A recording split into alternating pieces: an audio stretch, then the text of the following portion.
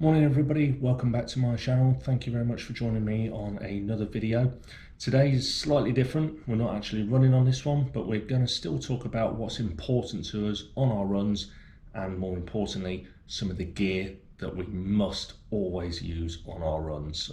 These will be personal preferences for what you must always want to take out. I'm going to be looking at one very important item that I always have to take with me, and that is of course my watch. I'll explain why it's so important for me and what I do on my runs and how I use it. Before you're wondering, yes, that really did say just after 4:10 in the morning. I'll explain more about that very shortly, but first, there's something much more important to do at this time of the morning. Follow me.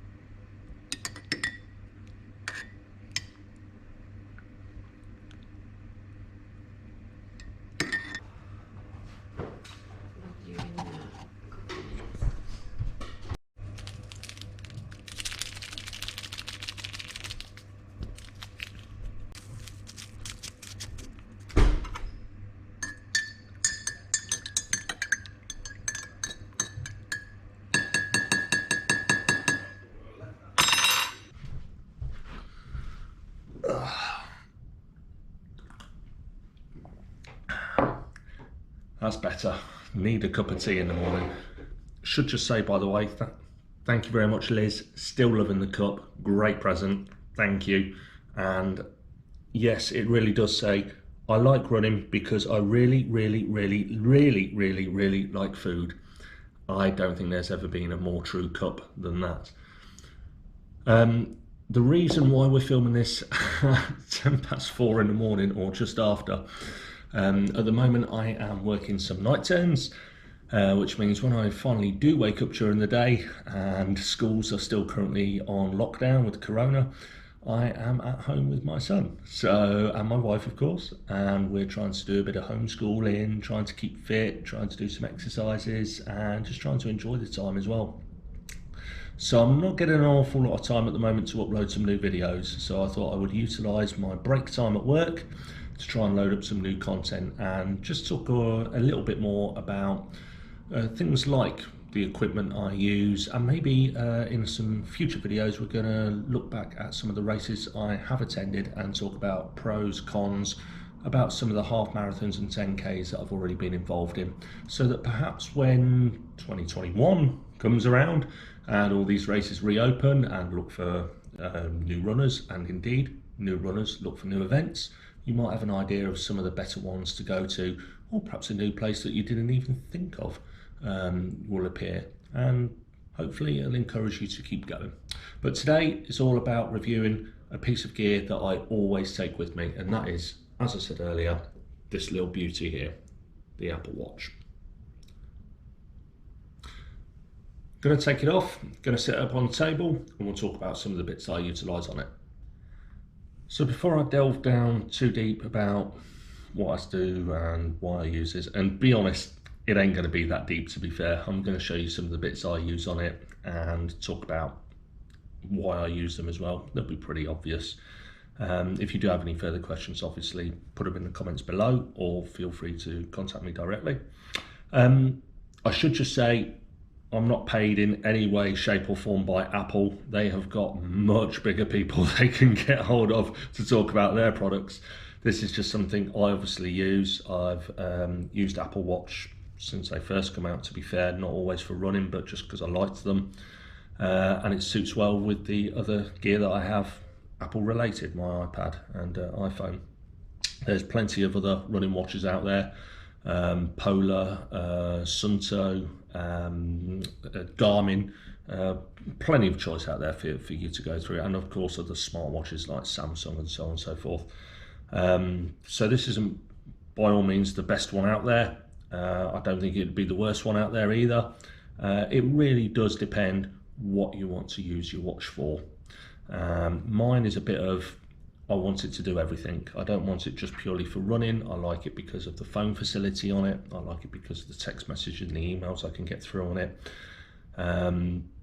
Whereas more serious runners will probably want the more expensive kind of Garmin ones that are out there that also now include maps on there, so that if you do go on some of your long runs, you can actually call up a live map as you're going, and it will show you, just in case you're getting lost, it will show you where you are. You can scroll across the screens. Very, very nice. They can cost anywhere from probably about just over £100 to, I think the latest Garmin is somewhere around £600. Again, everybody has their price bracket. Everybody knows what they want from their watch. Do a lot of research. That would be my best advice to you. There are so many out there to look. Before you do go and purchase something though, make a list of what you really, really want from your watch. Okay, is it that you want to do splits? Is it that you want something with a map facility on it? Is it that you want a bit of a do everything watch so that you can still access your phone and your messages whilst you're out on the run as well? Make that checklist, put it in a priority of what's important to you, and then go and think about the watch you're looking for. Right, without further ado, let's move on to this Apple Watch. So this is the Apple Watch Series 4. Sorry for the slight glare here. I am obviously having to use the break room lights because otherwise it'll be pitch black. I have had this watch now for probably about a year, I think it is. And yeah, it's kind of, shall we say seen better times maybe. Yeah, pretty grubby. I would say grubby, or perhaps well used. Yes, I think I'll go with well used. So obviously, as you know, tap the screen to get a response, and up and go we run. Okay, so ignoring that rather perhaps well used strap that I just showed you, let's show you the actual watch itself. And so obviously tap to wake it up, and there we go. You can still see it's silly o'clock in the morning. I do apologise, by the way, if it's not quite the clearest image. I am obviously using break room lights, which aren't fantastic, but hopefully you'll still see. So to get to the main screen, obviously, those of you that have the Apple Watch will know by just pressing the crown in. So this is your main screen. Now again, I can see already that these are quite blurry. I do apologise, but hopefully you can see some of the main ones that you might be used to. Things like you've got Strava there in the middle. Mail, there you go, Strava itself. You've got, oh, there you go, so if we don't accidentally move it, I do have other running app ones there. I've got a run interval timer there.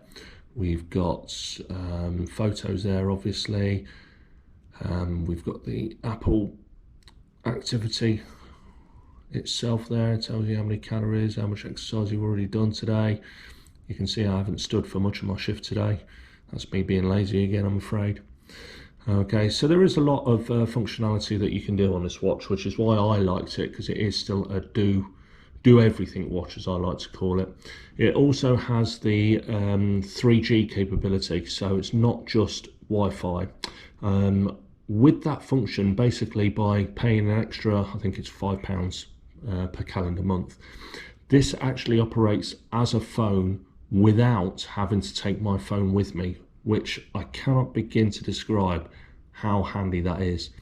I always used to go out running with a mobile phone actually on my arm, and I never really thought much of it.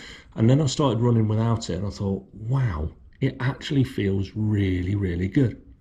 The main reason I took it out with me was for music. And when I found a watch that could do music, it could do phone calls, and it could do everything like that, I knew, again, by making that list of priorities that I wanted in a watch, this was the one for me. As you can see here, here's the music.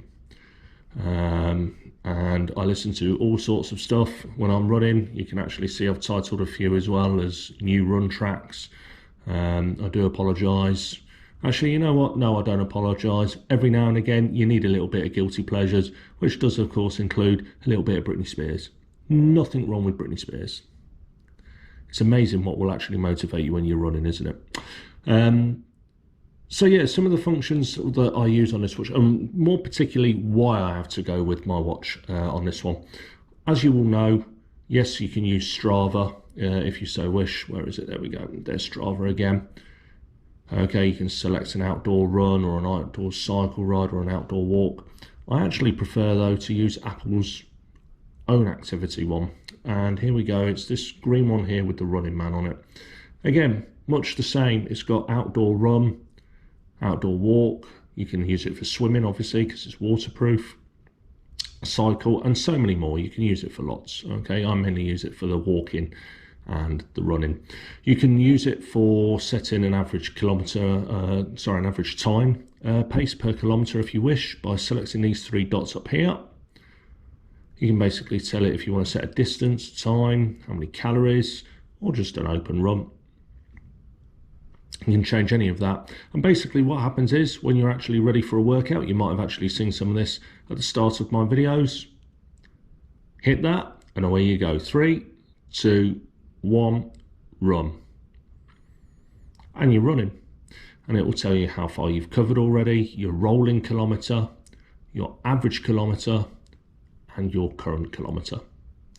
And of course, obviously the time duration you've been running for. And it is actually really handy. If you saw a moment ago, I actually had mine to say I want it to let me know when I'm doing 4 minutes 50 per kilometre. So if you are going faster than that, it will buzz and it will tell you that you are ahead of your pace. It will also buzz when you are not meeting your pace, when you're beyond it. So I found that really handy, because trying to go for a proof of time for another race that I wanted to enter, I knew I had to hit a certain time to get into the corral I really wanted to be in. And by having this, it was just able to give me that little focus on when I needed to speed up and when I needed to slow down. You can do little bits as you go through as well. You can end it, you can pause it, you can start a new one, you can lock it if it's getting rainy, I guess, but it doesn't rain that hard. And you can of course change your music as you're going along. I'm just going to end that now. Okay, and obviously when you do end your run, it gives you a little summary. Okay, as you can see, 0 distance, 0 kilometers. Okay, although somehow I've actually burned a calorie. That's obviously an awful lot of talking I've done in that time.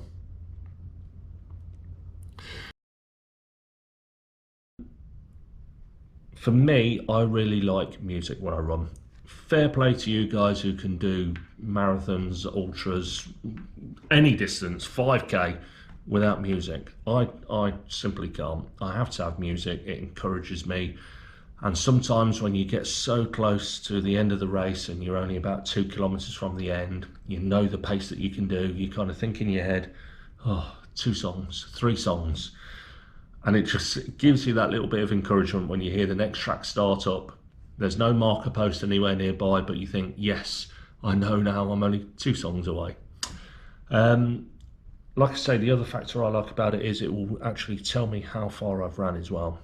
Yes, I can map out a rough idea of where I want to go beforehand, but if I want to hit 10K, if I want to hit 12K, whatever distance I want to go for, a rough idea beforehand gives me a good start. But I didn't always used to hit my target, and then I used to get home, realise, oh, I only done 9, or oh, only hit 8.5 today. Whereas now, if I get back to where I think is 10K and it hasn't buzzed yet, thankfully I've got this to tell me, and I can carry on my run. And I'll probably just circle in a housing estate or a trading estate just to help me finish off my run.